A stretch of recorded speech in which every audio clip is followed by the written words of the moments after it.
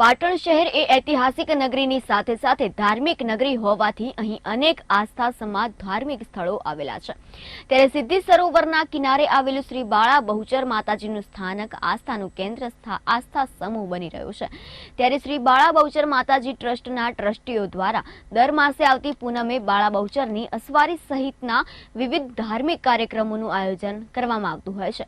ત્યારે કાર્તિક પૂનમને લઈને શ્રી બાળા બહુચર માતાજીના સ્થાનકે વિવિધ ધાર્મિક કાર્યક્રમોનું આયોજન ટ્રસ્ટીઓ દ્વારા કરવામાં આવ્યું હતું। ત્યારે કાર્તિક પૂનમને લઈને શ્રી બાળા બહુચર માતાજીના સ્થાનકે સુંદર ફૂલોની આંગી કરવામાં આવી હતી અને સાથે સાથે શ્રી બાળા બહુચર માતાજીને 56 ભોગનો અન્નકૂટ પણ ભરવામાં આવ્યો હતો।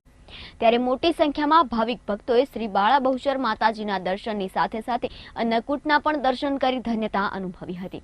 તો સંધ્યા સમય કાર્તિક પૂનમને લઈને બહુચર માતાની અસવારી નીકળે તે પૂર્વે યજમાન પરિવારે બાળા બહુચર માતાજીની શાસ્ત્રોક્ત વિધિ વિધાનથી પૂજા અર્ચન કરીને બાળા બહુચર માતાજીની અસવારી વાસ્તે કાસ્તે કાઢવામાં આવી હતી।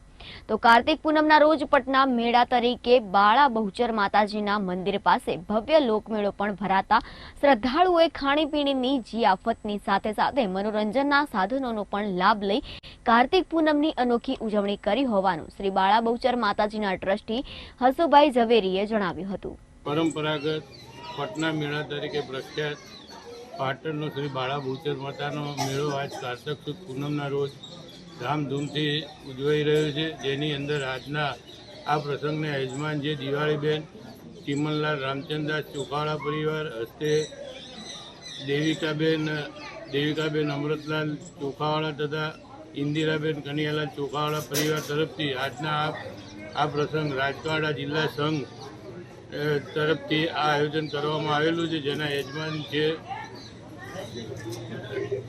દિવાળીબેન ચિમનલાલ રામચંદ્રદાસ પરિવાર। આજના આ મેળાની અંદર તમામ જ્ઞાતિ સમાજના લોકો અહીં પધારે છે। આજે માતાજીના સુંદર ફૂલોની આંગી, માતાજીના અંકુટ તથા અહીં સવારે જમણવાર પણ રાખવામાં આવેલું હતું। આજનો આ મેળો જૈનેતરોનો મેળો હતો, પણ હવે તેઓના મહેલામાં આ પટ ભરતા હોવાથી આપણો આ લોકમેળો ચાલુ રહેલો છે।